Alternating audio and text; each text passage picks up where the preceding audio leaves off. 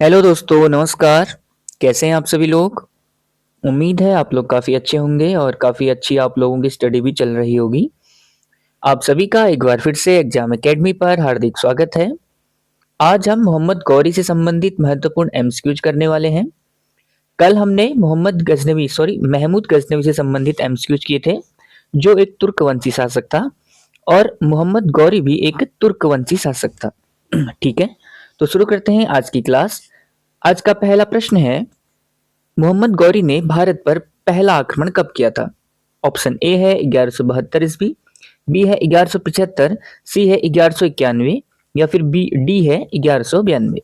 तो इस क्वेश्चन का जो सही आंसर है वो है ऑप्शन बी 1175 में। ठीक है, मोहम्मद गौरी ने भारत पर सबसे पहले 1175 में आक्रमण किया था और इसने इस समय मुल्तान पर अटैक किया था। ठीक है, मुल्तान पर इसने आक्रमण किया था और इस युद्ध में मोहम्मद गौरी विजयी हुआ था। ठीक है, तो ये ध्यान रखना है आपको। और इसी के बाद यानी कि मतलब इसका जो दूसरा आक्रमण भारत में हुआ था वो हुआ था 1178 में। 1178 में इसने पाटन पर आक्रमण किया था। पाटन यानी कि ये जो जगह है ये पड़ती है गुजरात में, और यहाँ का जो शासक था वो था भीम द्वितीय। ठीक है, चालुक्य वंशी शासक था भीम द्वितीय। यह अपनी माता नाइक देवी के संरक्षण में गद्दी पर था। नाइक देवी, ठीक है। और यहाँ पर 1178 में मोहम्मद गौरी हार गया। मोहम्मद गौरी को हार का सामना करना पड़ा भीम द्वितीय से। ठीक है, तो भारत में पहली हार कब थी इसकी? 1178 में। किसकी? मोहम्मद गौरी की। और पहली जीत थी 1175 में, और पहला आक्रमण भी इसने 1175 में ही किया था। कहां पर? मुल्तान में। तो ये फैक्ट भी आपको ध्यान रखने हैं। अगला प्रश्न है, तराइन के प्रथम युद्ध का क्या परिणाम रहा था? ऑप्शन ए है मोहम्मद गौरी हारा, बी है मोहम्मद गौरी जीता, या सी है पृथ्वीराज चौहान हारा, या फिर डी है इनमें से कोई नहीं। इस क्वेश्चन का जो सही आंसर है कि तराइन के प्रथम युद्ध का परिणाम क्या रहा, तो इसका सही आंसर है ऑप्शन ए, यानी मोहम्मद गौरी को हार नसीब हुई। ठीक है, तराइन का जो पहला युद्ध था 1191 में हुआ था। मोहम्मद गौरी और पृथ्वीराज चौहान के बीच ये युद्ध हुआ था 1191 में। ठीक है, और इस युद्ध में पृथ्वीराज चौहान ने मोहम्मद गौरी को हराया था। ठीक है, ये आपको ध्यान रखना है। और उसी के अगले साल 1192 में तराइन का द्वितीय युद्ध होता है। इस युद्ध में मोहम्मद गौरी को जीत मिली थी। ठीक है, यानी पृथ्वीराज चौहान हार गया था।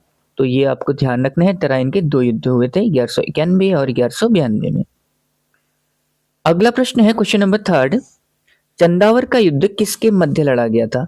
ऑप्शन ए है पृथ्वीराज चौहान और मोहम्मद गौरी के मध्य, बी है जयचंद और मोहम्मद गौरी के मध्य, सी है पृथ्वीराज चौहान और जयचंद के मध्य, या फिर डी है इनमें से कोई नहीं। इस क्वेश्चन का जो सही आंसर है वो है ऑप्शन बी, जयचंद और मोहम्मद गौरी के मध्य। ठीक है, ये एक इंपोर्टेंट प्रश्न है, ये आपको ध्यान रखना है। ठीक है, जयचंद जो था ये कन्नौज का एक शासक था। इसी ने जो है मोहम्मद गौरी को भारत पर आक्रमण करने का, यानी पृथ्वीराज चौहान पर आक्रमण करने का न्योता भी भेजा था। ठीक है, तो बाद में फिर मोहम्मद गौरी ने इस पर भी आक्रमण किया। ये कन्नौज का शासक था जयचंद, और कन्नौज को भी जीत लिया था। ठीक है, मोहम्मद गौरी ने। तो ये भी आपको ध्यान रखना है। अच्छा प्रश्न है।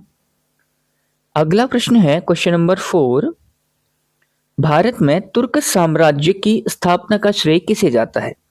ऑप्शन ए है महमूद गजनवी, बी है गयासुद्दीन तुगलक, सी है कुतुबुद्दीन ऐबक, या फिर डी है मोहम्मद गौरी। तो इस क्वेश्चन का जो सही आंसर है वो है ऑप्शन डी, मोहम्मद गौरी। ठीक है, तराइन का जो पहला युद्ध हुआ था 1191 में, उसके बाद जो है भारत में तुर्क साम्राज्य स्थापित हो गया था, यानी यूं कहो कि मुस्लिम साम्राज्य की स्थापना शुरू हो गई थी। ठीक है, मुस्लिम साम्राज्य, क्योंकि उसके बाद इसने दिल्ली पर अपना कब्जा कर लिया था, और दिल्ली पर इसने जो है कुतुबुद्दीन ऐबक जो इसका सेनापति था इस युद्ध में, उसको एज ए राज्यपाल इसने बैठाया था। ठीक है, और उसकी जो राजधानी थी वो कहाँ थी? लाहौर थी। ये हम गुलाब वंश में थोड़ा पढ़ चुके हैं, तो ये भी आपको ध्यान रखना है। और ये क्वेश्चन बहुत बार एग्जाम में आया है, ये भी आपको ध्यान रखना है।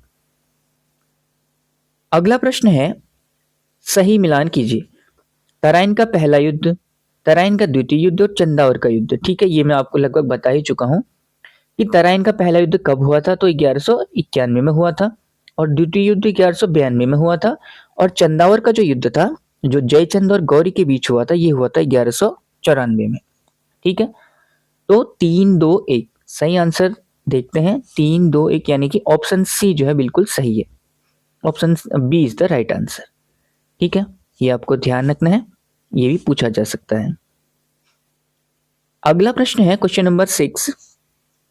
तबकात ए नासिरी का संबंध किससे है? यानी तबकात ए नासिरी जो है ये पुस्तक है, ये किसने लिखी है? ऑप्शन ए है नसरुद्दीन महमूद, बी है बदायूनी, सी है मिनहाज उस सिराज, या फिर डी है इनमें से कोई नहीं।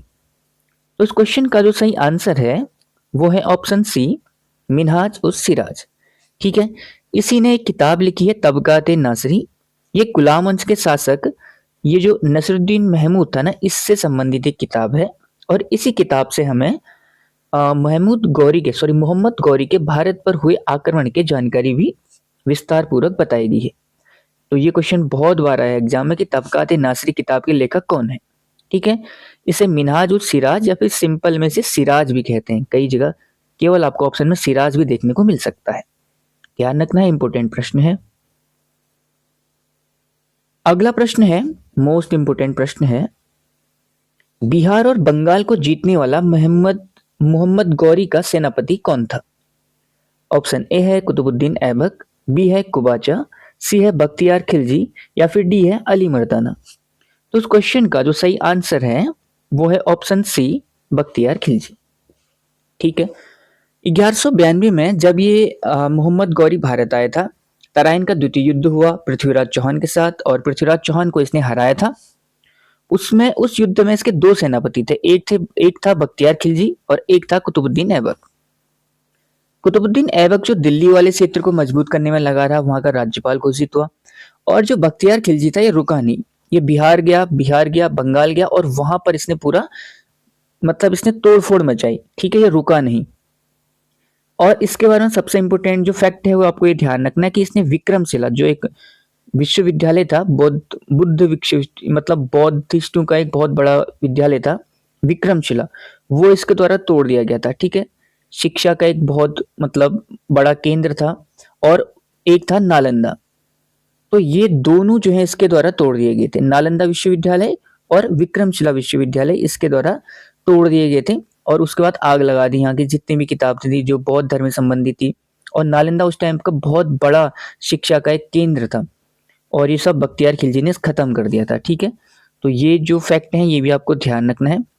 तो ऑप्शन सी जो है इस क्वेश्चन का बिल्कुल सही है, कि जिसने बंगाल और बिहार में अपना शासन किया। और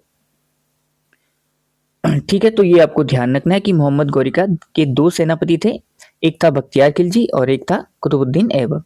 और बख्तियार खिलजी ने ही विक्रमशिला और नालंदा विश्वविद्यालय को ध्वस्त किया था। तो दोस्तों ये थे आज के इंपॉर्टेंट प्रश्न। उम्मीद है आपको वीडियो से कुछ ना कुछ सीखने को अवश्य मिला होगा। अगर आपने वीडियो से कुछ सीखा है तो वीडियो को लाइक करें, कमेंट करें और चैनल को सब्सक्राइब करें। Thank you so much.